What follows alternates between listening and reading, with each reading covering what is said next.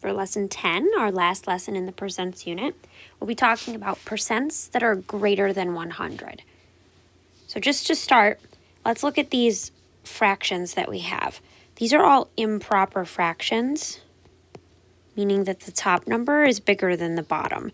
So if I were to make an equivalent fraction, I could just use times 2 times 2. I would get 16 over 10. Over here, I could use 5s to make an equivalent fraction. And then I would get, let's see, 50. And we need 15 times 5. We'd get 75. And then over here, let's just use 10. So we get 50 over 40. Those are all equivalent fractions. So what do you notice there? What do they all have in common? Well, the numerator is greater than the denominator because they're all improper fractions. And when we talk about percents greater than 100, we're going to be looking at proportions, our two equal fractions, with improper fractions, the top number being bigger than the bottom. Okay, so a percent can represent a value greater than 100.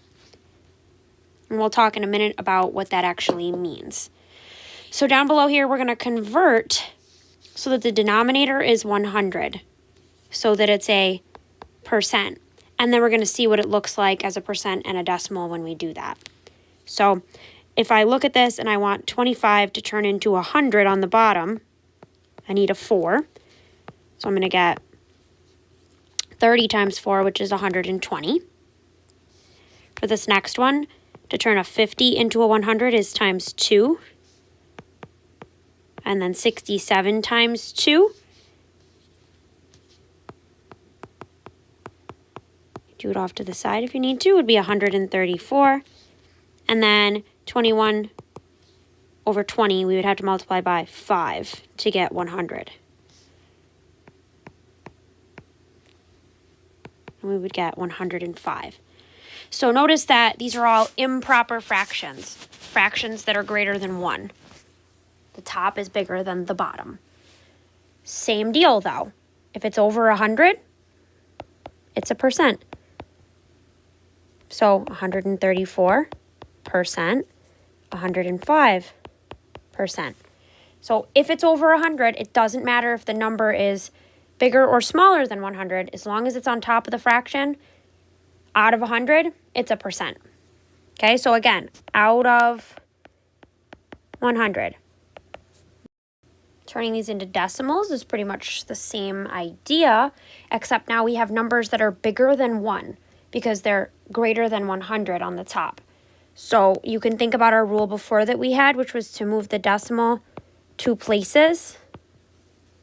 So 1, 2, and it's going to be 1.20, 1, 2, 1, 2, 1.34, 1.05, or 1 500ths. Notice that there's always 2 decimal places behind it. Okay, let's look at a word problem. During a Black Friday sale, Sophia picks up the last big screen TV. The man behind her in line offers to give her 150% of what she paid in exchange for the TV. If she paid $350, then how much did the man offer? So I see our percent, and I see the price of our TV. So the percent always goes over 100. Start there. But now we have to decide, is this going to be the part or the whole? And you have to realize now that this top number is actually going to be the bigger number.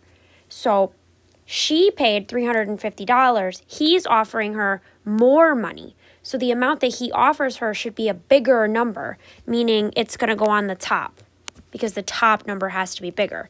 So that means the 350 is going on the bottom. Okay? And now we can figure out how to get between these. If you remember, you can always divide if you're not sure how to see this quickly. Or 1, 2 decimal places, it's going to be 3.5. And we'll do the same thing on the top. And if you do that out, you're going to get 525, which makes sense because he offered to pay her more money. Okay, we're going to skip over these directions here because it's more fun in regular class, so I just chose some random numbers off the spinners. So, for example, 2. A photographer prints an 8x10 photo. The client would like to get it blown up by 200% in order to display it on her mantle.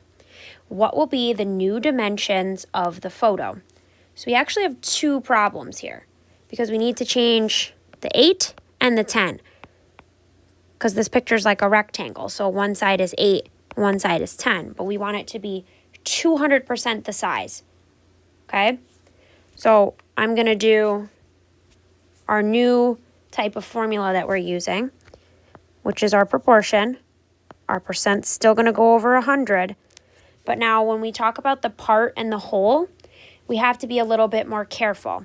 It's more like saying the original value and the new value versus part and whole. So that would look more like comparing the new value to the original value. Or just thinking about which one's supposed to be the bigger number will help you figure out what's going to go on the top, because the bigger number is going to go on the top now in this type of problem when the percent is greater than 100. So 8 is the width of this picture frame, and we want it to get bigger, 200%.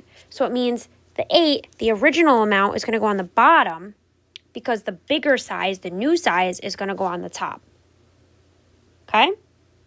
And then in the other dimension, it's 10. So it's going to be the same thing where we're going to have the 200 over 100, but now instead of the 8 on the bottom, it's the 10, and we're going to blow up the 10 into a bigger size. Okay? So if I need to do this math out, we got to figure out how to get across here. I'm just going to quick simplify this with the zeros.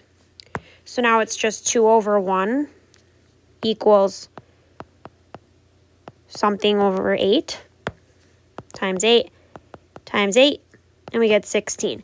So 200% is doubling the size, it looks like, because it went from 8 to 16.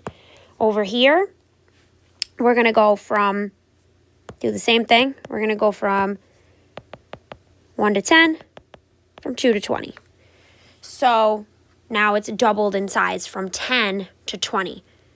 So our new dimensions are 16 by 20. For number 3, Mr. Matthews is excited to announce that he received a promotion and a raise at work. He used to make $4,200 per month. He will now make 120% of his current salary. How much money will Mr. Matthews make each month? So just quick, this word salary is talking about money, how much money he's making. So we need 120%, so 120 over 100. And now that 4,200, the original value, is going to go on the bottom again because we're looking for a bigger number. We're looking for the bigger number that has to go on the top here that is going to represent the increase in his salary or his new salary. Okay? So to get from 100 to 4,200, if you can't see it, you can cross out 2 zeros on each one. But it's going to be times 42 times 42. And when you do that out, you're going to get 5,040. So his new amount of money that he makes in a month is $5,040. So again, getting a bigger number for our answer because we're talking about these percents that are greater than 100. So number 4, a local nonprofit is printing t-shirts as a fundraiser. The cost of the t-shirt is $8, and they plan to charge 250% of the cost of the t-shirts. How much will they charge to purchase a t-shirt? Okay, so again, same situation. What we know is our percent, 250 over 100. But this $8 is the amount that they're paying to buy a shirt. Okay, so they buy the shirt for $8, and then they're going to actually charge 250% of the cost. So 250% of 8. All right, so we're going to put this 8 on the bottom so that we can see what new number is going to come out on the top to see the actual price people are going to be charged for these shirts. It's going to be more than 8. So it has to be on the top, matching with the percent greater than 100. All right? So we need to figure out how to get between 100 and 8 on the bottom there. If you're not sure, you can always divide. We could try to simplify this, but let's use our long division method. And you're welcome to use a calculator for this unit, like I've said. So here's our long division. We get 12.5.